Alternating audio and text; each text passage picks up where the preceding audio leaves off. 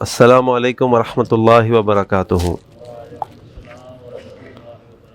نحمد و نصلی علی رسولہ الکریم، اما بعد، اعوذ باللہ من الشیطان الرجیم۔ الذی خلق الموت والحیاۃ لیبلوکم ایکم احسن عملا، رب اشرح لی صدری ویسر لی امری واحلل عقدۃ من لسانی یفقہوا قولی۔ سبحانک لا علم لنا الا ما علمتنا انک انت العلیم الحکیم۔ اللہم ارنا الحق حقا وارزقنا اتباعہ وارنا الباطل باطلا وارزقنا اجتنابہ، آمین یا رب العالمین۔ تاریخ کی کتابوں میں آتا ہے کہ غسان کا ایک شہزادہ جبلہ بن ایہم، اس نے اسلام قبول کرنے کا ارادہ کیا اور مدینہ آ کر حضرت عمر بن خطاب رضی اللہ عنہ کے دور خلافت میں اس نے اسلام کو قبول کیا۔ عمر بن خطاب نے اس کو شاہی مہمان کے طور پر اپنے ساتھ مدینہ میں رکھا اور پھر کچھ دنوں کے بعد خانہ کعبہ کی زیارت کا ارادہ کیا اور پھر یہ دونوں خانہ کعبہ کی زیارت کے لیے گئے۔ خانہ کعبہ کے طواف کے دوران جبلہ بن ایہم کی جو چادر تھی، چونکہ وہ شہزادہ تھا اور شہزادہ جیسے کپڑے پہنتا تھا، اس کی جو چادر تھی اس کے اوپر کسی اعرابی کا پاؤں پڑ گیا جس سے اس کی چادر کھنچ گئی۔ جبلہ کو غصہ آ گیا اور اس نے غصے میں اس اعرابی کو تھپڑ دے مارا۔ اس اعرابی نے اپنی شکایت عمر بن خطاب رضی اللہ عنہ کے دربار میں پیش کی کہ مجھے انصاف چاہیے۔ عمر بن خطاب نے جبلہ کو بلایا، اس سے پوچھا کہ جبلہ کیا معاملہ ہے؟ یہ شخص کہتا ہے کہ تم نے اس کو غصے میں تھپڑ مار دیا۔ تو اس نے کہا جی میں نے بالکل اس کو غصے میں تھپڑ مار دیا۔ عمر خطاب نے فرمایا کہ یہ کہتا ہے مجھ سے غلطی سے ہوا، میں نے کوئی جان بوجھ کے اس کو نقصان نہیں پہنچایا، اور یہ حلف لے رہا ہے کہ مجھ سے غلطی سے ہوا ہے۔ جبلہ نے کہا اس سے غلطی سے ہویا یا نہ ہویا ہو، مجھے اس سے غرض نہیں ہے، اس نے میری چادر کے اوپر پاؤں رکھا، میں نے اس کو تھپڑ مار دیا، اگر یہ خانہ کعبہ نہیں ہوتا تو میں اس کو قتل کر دیتا۔ عمر بن خطاب رضی اللہ عنہ نے کہا کہ جبلہ اب چونکہ تم نے خود اپنی زبان سے اس جرم کا اقرار کر لیا ہے تو ہمارے دین کے اندر حقدار کو حق دیا جاتا ہے۔ اب تمہارے پاس دو راستے ہیں، ایک راستہ تو یہ ہے کہ تم اس شخص سے کسی طرح مکمکہ کر لو، بات چیت کر لو، اس کو راضی کر لو، معاملہ ختم۔ اور اگر یہ کہے گا کہ نہیں مجھے تو بدلہ چاہیے تو پھر تمہیں بدلہ دینا پڑے گا، اور جو تم نے اس کے ساتھ کیا وہ تمہارے ساتھ ہوگا۔ جبلہ نے کہا یہ کیا بات ہوئی، میں تو سمجھتا تھا کہ اسلام میں آنے کے بعد میری عزت اور بڑھ جائے گی، اور یہاں تو یہ غریب شخص، یہ عرابی مجھے ہاتھ لگائے گا اور مجھ سے بدلہ لے گا۔ عمر بن خطاب نے کہا کہ ہمارے دین کے اندر کوئی شخص بادشاہ یا غلام، انصاف سب کے لیے برابر ہے۔ اس نے کہا ٹھیک ہے، آپ مجھے ایک دن کا وقت دیجئے، میں سوچ کے آپ کو جواب دوں گا۔ رات کے اندھیرے میں پھر وہ وہاں سے فرار ہو گیا، فرار ہو کے شام چلا گیا، وہاں سے قسطنطنیہ چلا گیا، اور وہاں جا کر اس نے دوبارہ عیسائیت کو قبول کر لیا۔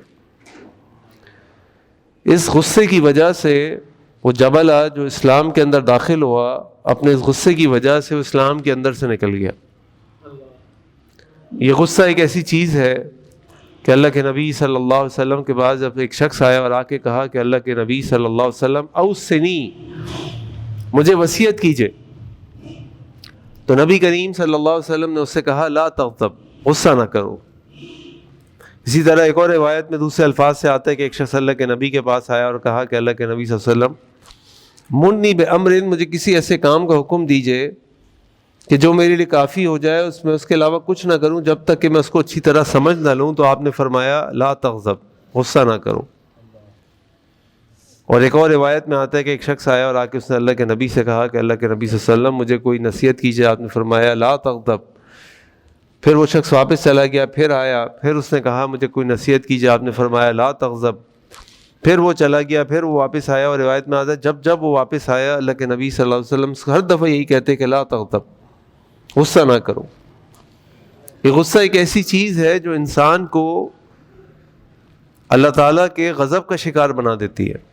اچھا، غصہ فی نفسہ ہی حرام نہیں ہے، یعنی ہمارا دین ہمیں بتاتا ہے کہ ایک ہوتا ہے الغضب المحمود، جو پسندیدہ غصہ ہے، اور ایک غصہ ہے جو الغضب المذموم ہے، جو کہ ناپسندیدہ غصہ ہے۔ پسندیدہ غصہ کیا ہے؟ پسندیدہ غصہ یہ ہے کہ جب اس کی مثال اللہ تعالیٰ قرآن میں پیش کرتے ہیں کہ موسیٰ علیہ السلام جب کوہ طور پر گئے اور وہاں سے واپس آئے اور آ کے انہوں نے دیکھا کہ میری قوم نے تو بچھڑے کو معبود بنا لیا، جبکہ میں تو اپنی قوم کو سمجھا کر گیا تھا، سکھا کر گیا تھا، اپنے بھائی ہارون کو ان کے اوپر چھوڑا تھا کہ ان کا خیال رکھنا، لیکن یہ تو اللہ تعالیٰ فرماتے ہیں فَلَمَّا رَجَعَ مُوسَىٰ إِلَىٰ قَوْمِهِ غَضْبَانَ أَسِفًا، جب موسیٰ علیہ السلام اپنی قوم کی طرف واپس آئے تو غصے کی حالت میں تھے، افسوس کرتے ہوئے کہ تم لوگوں نے کیا کر دیا میرے پیچھے۔ اور یہ غصہ جو اللہ کے لیے ہو، اللہ کی حرام کردہ چیزوں پر لوگ نافرمانی کر رہے ہوں، اللہ کے احکامات کی کو توڑا جا رہا ہو، وہاں پہ انسان کو اگر غصہ آتا ہے تو غصہ محمود ہے، یعنی پسندیدہ ہے، اس غصے میں کوئی مسئلہ نہیں ہے۔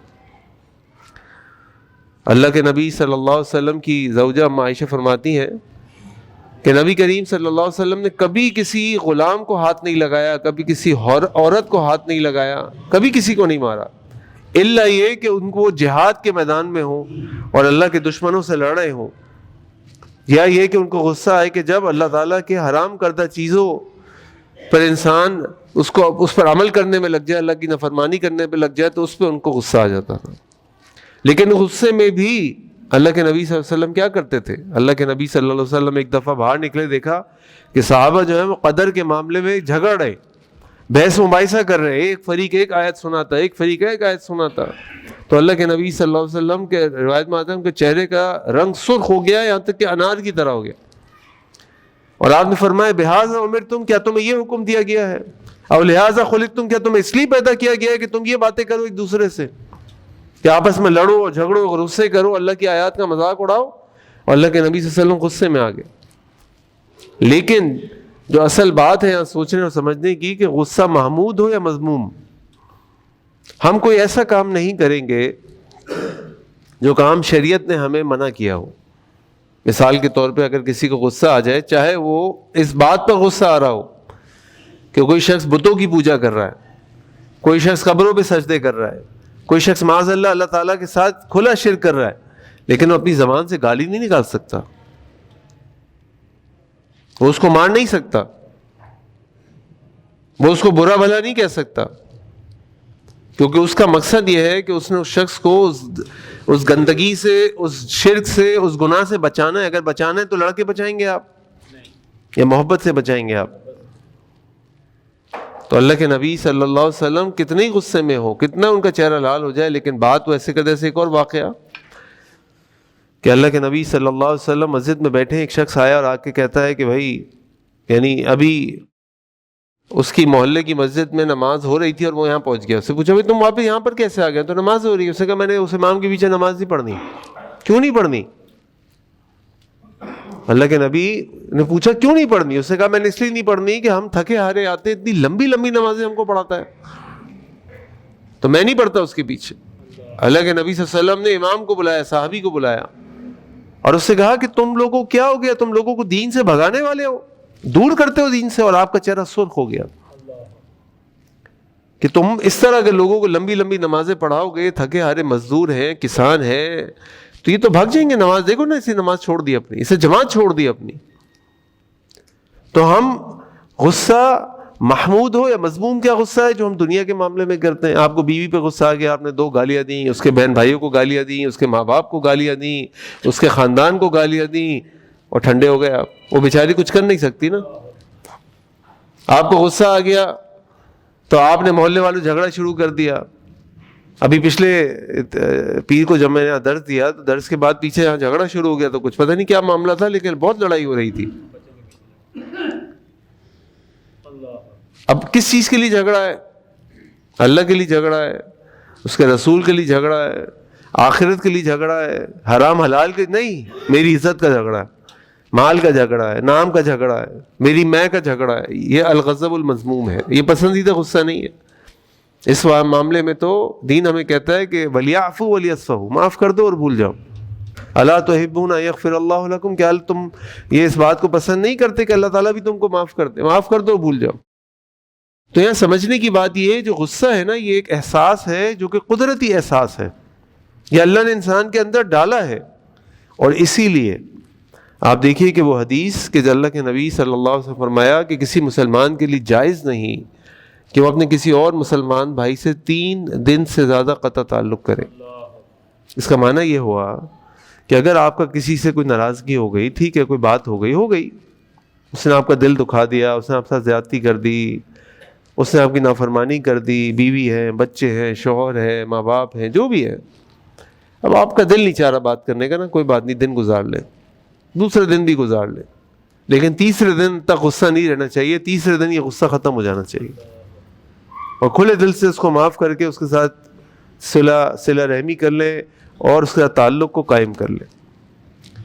تو یہ ساری بات کہتے ہوئے کہ غصہ جو ہے یہ انسان کے اندر اللہ تعالیٰ نے یہ احساس ڈالا ہے، انسان کو غصہ آتا ہے، لیکن غصے پہ قابو پانے یعنی اینگر مینجمنٹ کے لیے بھی ہمارا دین ہمیں اور ہمارے نبی کریم صلی اللہ علیہ وسلم ہمیں کچھ ایسے اقدامات بتاتے ہیں کہ اگر ہم اس پر عمل کریں تو اپنے غصے پہ قابو پا سکتے ہیں۔ تو آئیے ان چیزوں کو دیکھتے ہیں کہ جن چیزوں کے ذریعے ہم اپنے غصے پہ قابو پا سکتے ہیں۔ پہلی چیز تو یہ کہ اللہ کے نبی صلی اللہ علیہ وسلم نے فرمایا کہ اگر تم میں سے کسی کو غصہ آ جائے وَإِمَّا يَنزَغَنَّكَ مِنَ الشَّيْطَانِ نَزْغٌ فَاسْتَعِذْ بِاللَّهِ، اگر شیطان تم پر حملہ کرے تو تم فوراً اللہ تعالیٰ سے پناہ طلب کیا کرو۔ اور یہ جو غصہ ہے، اللہ کے نبی صلی اللہ علیہ وسلم نے ایک موقع پہ فرمایا، ان کے سامنے 2 افراد جھگڑا کر رہے تھے، آدمی نے فرمایا کہ ایک کلمہ ایسا ہے کہ اگر یہ کلمہ کہہ دیں تو غصہ جو ان کے اندر ہے ختم ہو جائے، وہ یہاں سے یعنی ٹھنڈے ہو جائیں گے۔ اور وہ کلمہ کیا آپ نے فرمایا؟ اعوذ باللہ، کہ وہ اعوذ باللہ پڑھے، یعنی جیسے ہی غصہ آئے فوراً اعوذ باللہ پڑھے، اور اعوذ باللہ پڑھنے سے غصہ ٹھنڈا ہو جاتا ہے۔ دوسرا طریقہ جس سے ہم اپنے غصے پہ قابو پا سکتے ہیں، جو ہمارا دین ہمیں سکھاتا ہے، وہ ہے السکوت، خاموش ہو جائیں۔ اللہ کے نبی صلی اللہ علیہ وسلم کی حدیث آپ نے فرمایا اذا غضب احدکم، جب تم میں سے کسی پہ کو غصہ آئے فلیسکت، اس کو چاہیے کہ وہ چپ ہو جائے۔ ہمارے کیا ہوتا ہے کہ غصہ کرتا ہے تو اگر سمجھدار اور عقل مند لوگ آس پاس میں، بھائی چپ ہو جاؤ، آپ چھوڑ دو، چپ ہو جاؤ، جواب نہ دیں آپ ان کو، کیونکہ غصے میں کیا ہوتا ہے کہ انسان اپنے آپے سے باہر ہو جاتا ہے۔ اور ویسے یہ ایک ایموشنل اسٹریٹجی بھی ہوتی ہے، کبھی اپنا کام نکلوانا ہو یا کسی کو پھنسانا ہو اور سچ اگلوانا ہو اندر کی بات، تو اس کو غصے میں لائیں۔ جب آپ کسی کو غصے میں لاتے نا تو آپے سے باہر ہو کے اگل پڑتا ہے اس کے اندر کیا ہے، کیونکہ پھر اس کے جو دماغ ہے نا اس کے کنٹرول میں نہیں ہوتا، وہ اس کے جو ایموشنز ہیں، اس کے جذبات ہیں، وہ حاوی ہو جاتے ہیں، اور پھر وہ الٹا سیدھا بول پڑتا ہے، وہاں اس کی پکڑائی ہو جاتی ہے۔ ہمارا دین ہمیں کہتا ہے اذا غضب احدکم فلیسکت، اگر تم میں سے کسی کو غصہ آ جائے تو اس کو چاہیے کہ خاموش ہو جائے۔ خاموش نہیں ہوگا، گالم گلوچ منہ سے نکلے گی، الٹی سیدھی بات منہ سے نکلے گی، اور اچھے رشتے، اچھے تعلقات، اچھے کاروباری شراکت داریاں، اچھے پڑوسی، اچھے رشتے داریاں ختم ہو جاتی ہیں صرف اس غصے کی وجہ سے۔ تیسری چیز جو ہمارا دین ہمیں سکھاتا ہے وہ یہ کہ تغیر، کہ جب تم میں سے کسی کو غصہ، ابو ذر رضی اللہ عنہ اس حدیث کو روایت کرتے فرماتے ہیں کہ اللہ کے نبی صلی اللہ علیہ وسلم نے فرمایا اذا غضب احدکم، جب تم میں سے کسی کو غصہ آ جائے وہو قائم، اور وہ کھڑا ہوا ہو، فلیجلس، اس کو چاہیے کہ وہ بیٹھ جائے، اپنی حیت تبدیل کر دے، اپنی پوزیشن کو چینج کر دے۔ فإن ذهب عنه الغضب، اور اگر اس کے پاس سے غضب نکل جائے یعنی غصہ ختم ہو جائے تو ٹھیک ہے، ورنہ فلیستجب، وہ لیٹ جائے۔ یہ بھی جو حکیم حضرات ہیں، عقل مند حضرات نے فرماتے ہیں کہ اس لیے بات ہے کہ جب انسان کو غصہ ہوتا ہے تو وہ کیا کرتا ہے، تو جس سے جھگڑا کر رہا ہوتا ہے اس کو کیا کرتا ہے زبان کے ساتھ، بتائیے کیا کرتا ہے؟ ہاتھ مارنے کی کوشش کرتا ہے، اس کے اندر جو ہے وہ آگ نکلنا شروع ہو جاتی ہے، جذبات اس کو ہلاتے ہیں جلاتے ہیں، وہ آگے بڑھتا ہے، چیختا ہے، مارتا ہے، کوئی شیشے توڑتا ہے، کوئی کچھ کرتا ہے۔ تو جب انسان کھڑا ہے، بیٹھ جائے، لیٹ جائے، اس کی جو ہمت اور طاقت ہے نا وہ ٹوٹ جاتی ہے اور وہ بے بس ہونا شروع ہوتا ہے۔ اور اللہ کے نبی صلی اللہ علیہ وسلم نے ہمیں یہ ٹپ بتائی کہ اگر کسی کو غصہ آئے تو اس کو چاہیے کھڑا ہے تو بیٹھ جائے، بیٹھا ہے تو لیٹ جائے۔ اس کے بعد اللہ کے نبی صلی اللہ علیہ وسلم نے ایک اور ہمیں بات بتائی کہ الوضو، کہ اگر کسی کو غصہ آ جائے تو وہ فوراً وضو کرے، فوراً غسل کرے، کیونکہ اللہ کے نبی نے فرمایا صلی اللہ علیہ وسلم ان الغضب من الشیطان، شیطان غصہ جو ہے شیطان کی طرف سے آتا ہے، وَإِنَّمَا الشَّيْطَانُ، شیطان خلق من النار، آگ سے پیدا کیا گیا ہے، اور آگ کو کیا چیز ختم کرتی ہے؟ پانی. آگے آپ نے فرمایا وَإِنَّمَا تُطْفَأُ النَّارُ بِالْمَاءِ، اور آگ کو پانی سے بجھایا جاتا ہے. فَإِذَا غَضِبَ أَحَدُكُمْ، بس تم میں سے اگر کسی کو غصہ آ جائے فَلْيَتَوَضَّأْ، تو اس کو چاہیے کہ وہ وضو کر لے. تو فوراً وضو کر لیں، فوراً غسل کر لیں، خاموش ہو جائیں، وہاں سے ہٹ جائیں اور غسل کر لیں، وضو کر لیں، اپنے آپ کو ٹھنڈا کریں. پھر اللہ کے نبی صلی اللہ علیہ وسلم نے جو ہمیں بتایا کہ جو اس کی یعنی فضیلت ہے اپنے غصے کو قابو کرنے کی، اس کو ہمیشہ اپنے ذہن میں رکھیں. اللہ کے نبی صلی اللہ علیہ وسلم نے فرمایا، ایک تو متقین کی جو صفات اللہ تعالیٰ نے فرمائی، جیسے ہم ابھی صفات المومنین پڑھ رہے ہیں، تو متقین کی صفت اللہ تعالیٰ قرآن میں فرماتے ہیں کہ وَسَارِعُوا إِلَىٰ مَغْفِرَةٍ مِّن رَّبِّكُمْ وَجَنَّةٍ عَرْضُهَا السَّمَاوَاتُ وَالْأَرْضُ أُعِدَّتْ لِلْمُتَّقِينَ، دوڑو جنت کی طرف جس کا عرض زمین اور آسمان کے برابر ہے. یعنی وہ عرض آج تک انسان آسمان کو ٹچ نہیں کر سکا، اس کا عرض اتنا بڑا ہے، تو سوچیں اس کی طوالت کیا ہوگی. اللہ تعالیٰ فرماتے ہیں اعدت للمتقین، یہ متقین کے لیے تیار کی گئی ہے. اب یہ متقین کون ہے؟ اللہ تعالیٰ کے فرماتے ہیں الذین ينفقون فی السراء والضراء، یہ وہ لوگ ہیں جو اپنا مال خرچ کرتے ہیں خوشی کی حالت میں بھی اور غمی کی حالت میں بھی. یعنی جب ہاتھ کھلا ہوتا ہے جب بھی، جب تنگ دست ہوتے ہیں جب بھی.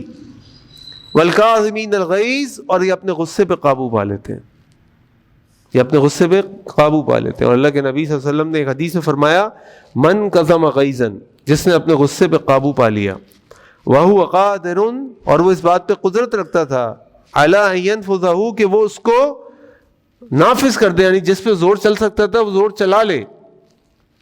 لیکن دعاہ اللہ، اگر وہ ایسا اپنے غصے کو پی لے، دعا اللہ یوم القیامت، اللہ تعالیٰ قیامت والے دن اس کو آواز دیں گے رؤوس الخلائق، تمام انسانوں کے سامنے. اور اس وقت یہ 50-60 لوگ نہیں ہوں گے، اس وقت اربوں اور کھربوں میں لوگ ہوں گے. ان اربوں اور کھربوں کے سامنے اللہ تعالیٰ آواز دیں گے کہ محمد بن عبداللہ یا فلاں بن فلاں آ جاؤ، کیونکہ تم نے ایک موقع پہ جب تمہارے پاس قدرت تھی تم نے پھر بھی اپنے غصے کو پی لیا صرف میرے لیے. اور پھر اللہ تعالیٰ اس کو کیا آپشن دیں گے، کیا انعام دیں گے؟ اللہ تعالیٰ فرمائیں گے حتی یخیرہ من الحور العین، کہ اللہ تعالیٰ اس کو چوائس دیں گے، جنت کی حوریں کھڑی ہیں، جس کو چاہے تم پسند کر لو، اس بات کے اوپر کہ تم نے اپنے غصے کو دنیا میں پیا تھا، جبکہ تم اس غصے کا اظہار جس طرح چاہے کر سکتے تھے، تمہیں کوئی روکنے والا نہیں تھا. یہ جب ہم احادیث اور یہ ساری چیزیں اپنے سامنے رکھیں، اپنے ذہن میں رکھیں، تو پھر اس سے انسان کو موٹیویشن ہوتی ہے اور انسان کا دل چاہتا ہے کہ ہم بھی اللہ کے نبی صلی اللہ علیہ وسلم کے اسوہ پر عمل کریں اور ان احادیث سے فائدہ اٹھائیں. پھر بات یہ ہے کہ جب کسی کا جھگڑا ہوتا ہے تو ہم کہتے ہیں بھائی ہم نے کوئی ہاتھوں میں چوڑیاں نہیں پہنی ہوئی، تو میں بتاتے ہیں، اور پھر غصہ آتا ہے تو غصے کا اظہار کو ہم سمجھتے ہیں کہ مردانگی کی نشانی ہے. اللہ کے نبی صلی اللہ علیہ وسلم نے فرمایا لیس الشدید بالسرعہ، طاقتور آدمی وہ نہیں ہوتا جو سامنے والے کو پچھاڑ دے، ولکن الشدید، مگر طاقتور آدمی تو وہ ہوتا ہے الذی یملک نفسہ عند الغضب، جو اپنے نفس پر قابو پا لیتا ہے غصے کے وقت. آپ کو غصہ آیا، آپ کی کسی سے بات چیت خراب ہوئی، کوئی گالم گلوچ ہوئی، آپ کا جو دل چاہا بعد میں آپ کہیں یار مجھے معاف کر دینا، غصے میں ہو گیا تھا، تو بھائی غصے میں ہی تو امتحان تھا، خوشی میں تھوڑی امتحان ہوتا ہے، غصے میں تو امتحان ہے ہمارا.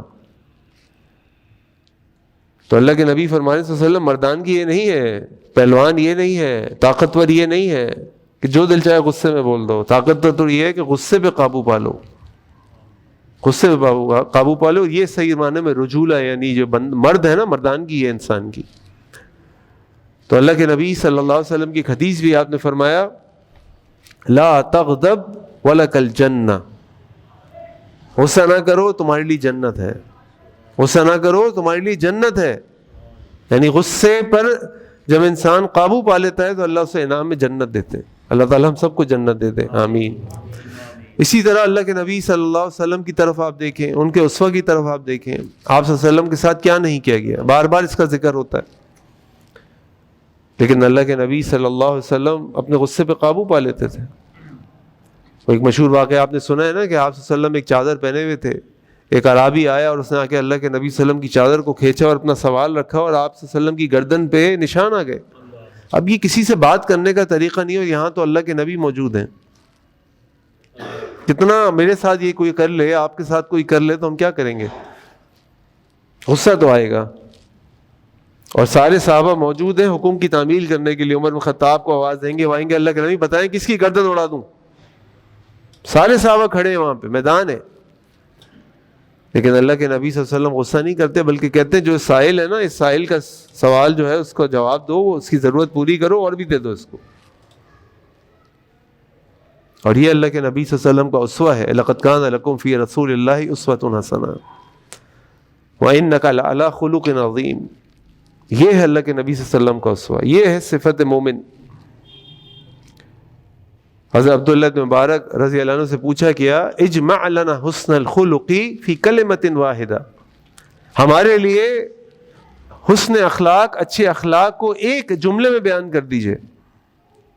اور آپ نے جواب دیا، ترک الغضب، غصے کو چھوڑ دو۔ یہ حسن اخلاق ہے، غصے کو چھوڑ دو۔ اور اللہ کے نبی صلی اللہ علیہ وسلم کی ایک دعا ہوتی تھی، جو دعا میں پڑھتا ہوں، آپ بھی پڑھیں میرے ساتھ، اور پھر اس دعا کو یاد کریں۔ اللہم انی اسألک کلمۃ الحق فی الرضا والغضب، اے اللہ میں آپ سے سوال کرتا ہوں حق بات کہنے کی، خوشی کی حالت میں بھی اور غصے کی حالت میں بھی۔ اللہ تعالیٰ سے دعا ہے کہ اللہ تعالیٰ ہمیں اپنے غصے پر قابو پانے والا بنا دے۔ اللہ سے دعا ہے کہ اللہ تعالیٰ ہمیں اپنی آزمائشوں سے بچا لے، اور اللہ تعالیٰ ہمیں اپنے غصے پر قابو پانے کے بعد جو انعامات کے وعدے ہیں اللہ اس کے رسول کی طرف سے، اللہ میں اس کا حقدار بنا دے۔ سبحانک اللہم بحمدک، اشہد ان لا الہ الا انت، استغفرک واتوب الیک۔ السلام علیکم ورحمۃ اللہ وبرکاتہ۔